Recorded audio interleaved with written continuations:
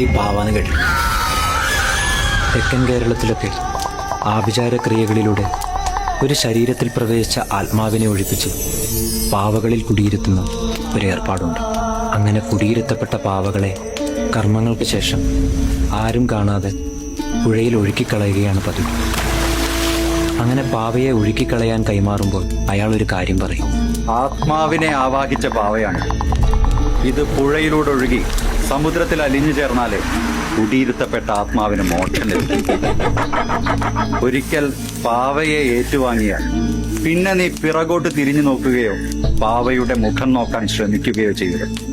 അങ്ങനെ ചെയ്താൽ കുടിയിരുത്തപ്പെട്ട ആത്മാവ് നിന്റെ ശരീരത്തിലേക്ക്